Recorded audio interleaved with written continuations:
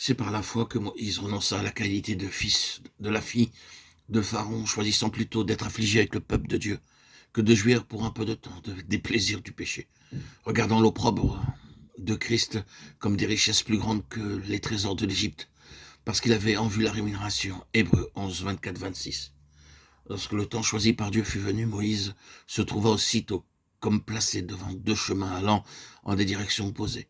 Dans lequel s'engagerait-il? Décision grave qui fut par la suite à la base même de cette communion qu'il eut avec Dieu, de ces moments d'intimité pendant lesquels il lui parlait comme face à face. Jusque-là, Dieu avait guidé Moïse sans que celui-ci peut-être en fût conscient. Dans la mémoire du fils de Yocheved pouvaient subsister des souvenirs du passé, un passé plus ou moins effacé. Mais son chemin était tout tracé, et il ne semblait pas qu'aucun changement fût sur le point de se produire, lorsque Dieu jugea le moment venu de parler au cœur de Moïse. Dieu avait choisi Moïse. Maintenant, l'heure de la décision avait sonné pour le jeune hébreu. L'heure de se décider pour Dieu, de choisir Dieu. Nous n'avons pas de détails sur la période de crise qu'il traversa. Nous ne savons pas comment ses pensées furent ramenées à ceux de sa maison, de sa nation. Mais nous savons l'issue de la lutte qui se poursuivit en lui. Nous savons que la puissance qui le soutint fut la foi en Dieu dont Yocheved avait dû lui parler. Cette foi fut le résultat de calmes réflexions, car il est écrit parce qu'il avait en vue la rémunération.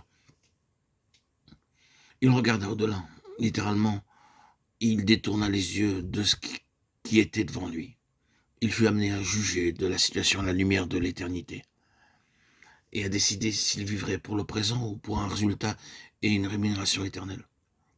Autour de lui, Moïse avait tout ce que le cœur de l'homme peut souhaiter, puissant en parole et en œuvre. Il était honoré et disposé de pouvoir. La tradition assure qu'il était le chef suprême de l'armée égyptienne.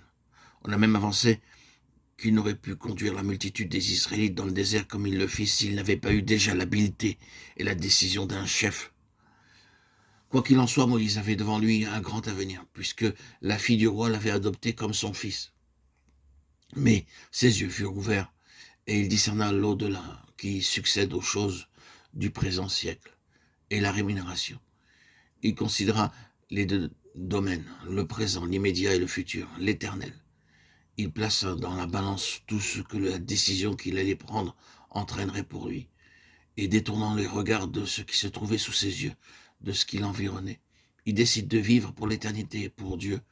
Humainement parlant, quelle perte! À sa portée, il avait les plaisirs et les trésors de l'Égypte, mais regardant au-delà, il renonça à la qualité de fils de la fille de Pharaon.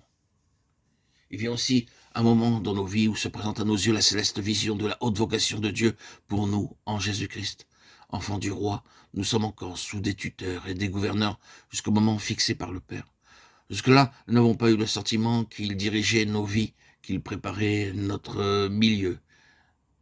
Et cependant, il faisait notre éducation pour un service déterminé. Plus l'heure sonne, il faut que ceux qui doivent hériter toutes choses avec Christ comprennent leur haute vocation et qu'ils choisissent délibérément le chemin de la croix, comme le Maître pour être rendu parfait. Car il est écrit de lui, bien qu'il fût fils, il a appris l'obéissance par les choses qu'il a souffertes. Hébreux 5, 8.